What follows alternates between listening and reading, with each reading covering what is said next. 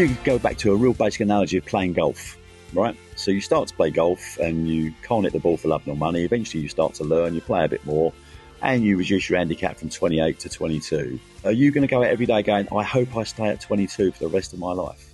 Or do you go out saying, well, no, I want to get it down to 20 and then to 18 and then to 16 and then to 12 and so on and so on?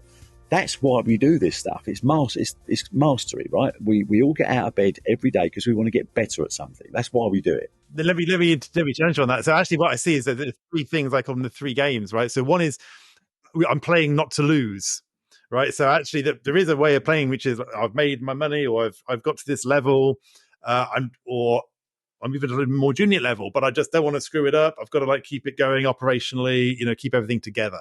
And that's one game people play. The other game is playing to win. And that's like, yeah, I'm driving and I want to get up my score, all the things you say. The danger being that identity can be associated so much with that it's actually a constant journey of feeling elated because we're winning and feeling crushed because we're behind or we feel we're losing. And that can be a treadmill for people. I did it last year, I've got to do even more this year.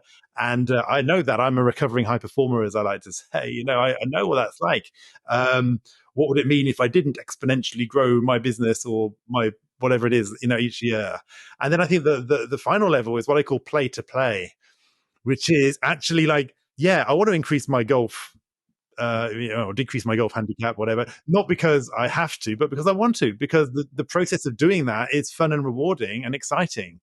And so I find a lot of, especially CEOs and entrepreneurs, they're often secretly grinding it out. They're often secretly miserable and frustrated and not, they can inspire their team, but there's all this stuff going on. And so for me, it's like helping them learn to play again is really important. Now, you mentioned someone that is caring for somebody.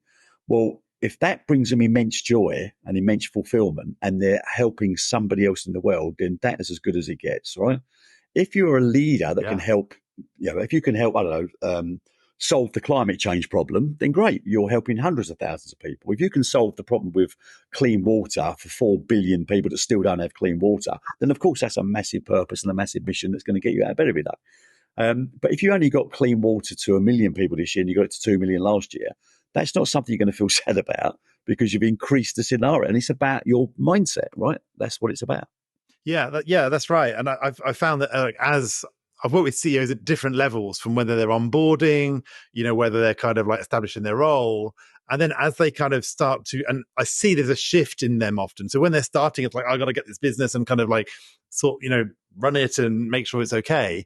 But like one of my clients, he onboarded, he was running $1 billion company. I helped him with all that and really kind of establishing himself as in his kind of CEO essence, like really taking ownership and leading the transformation, having the critical conversations, mastering his time and all this stuff. And then fairly quickly, I was saying, this is great. Things are going really well.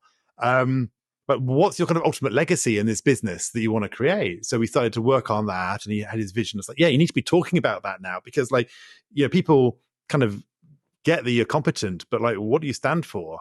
Started to work on that. And then he came back to me just a few months later and said, you know what? You really got me thinking. And I've realized, perhaps I am running a $2 billion company. Like, perhaps I should do something about that. Perhaps I could use this. Perhaps this is my time. Yeah. And he came up with this. He said, I've had this big revelation around climate change. He said, I've really read about it. I've realized it's so important. That's the thing I really want to focus on. It's not just corporate bullshit. I've taken my family net zero. I've become a vegetarian. He was really walking the talk. And he said, I'm going to take my company net zero in so many years, and I'm going to work with partners. And suddenly he had this kind of he was on fire. And of course, what happened as he was on fire about this topic, all sorts of other business things happened as a result, to fund that, to even accelerate his financial goals. He became, I think, he's one of his key suppliers, a major global company, became their number one partner in two areas, got shared the stage with the CEO, which was a company that 10 or 100 times bigger than his, made a huge impact. And so it's really interesting because he realized this was a game he got to play and have fun at. And when you what do I say? I say, you can't move others until you moved yourself. And so, what really moves you? And are you actually inspiring yourself when you get out of bed in the morning? Because if you're not going to inspire your team. I did a podcast with a fantastic guy last year called Vikas Shah, who's was an advisor to the government and various other bits and pieces. Lovely, lovely guy. And he was on a panel, a BBC panel, and there was Deloitte was there and various other big players. And someone said to him, because he's a serial entrepreneur, someone said to him, "So how would you describe entrepreneurialism?" And there was this pause, and he said, "Do you know what? I've had enough of this. I'm just going to say it." He went, "A decade of depression." He said, and then he said you could hear a pin drop in the room, right? Because entrepreneurialism is supposed to be an exciting thing, right? You just told me it's a decade of depression.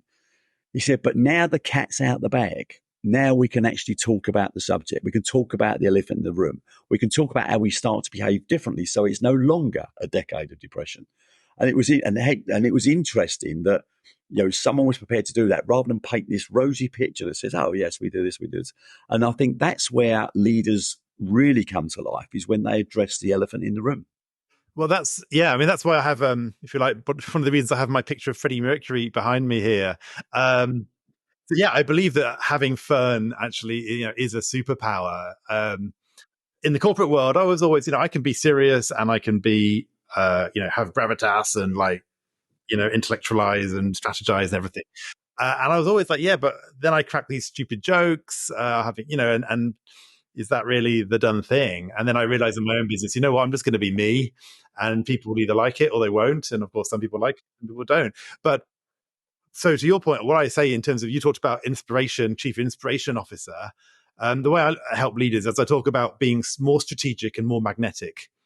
And you can always, if you want to 10x, 100x the impact you make in the world, then there's always going to be a limit on one of these areas. Either you're not thinking strategically enough, your vision isn't big enough, your focus isn't clear on what's really going to move the needle, right? You're limited in your own thinking. You're seeing the world a certain way. You need it to be challenged. You need to see it a different way. Really focus on the critical few things. And so being strategic is one area. And obviously, as my background in a strategy consulting company, everything else, I'm kind of good at that.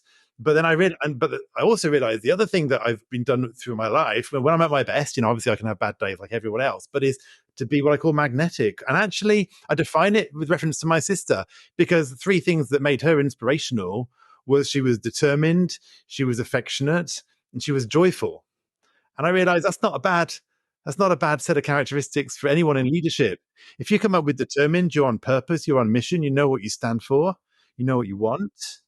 You're affectionate, you take care of people, you show who you are, you don't filter, you filter, within reason, but you actually should give people who the real you is.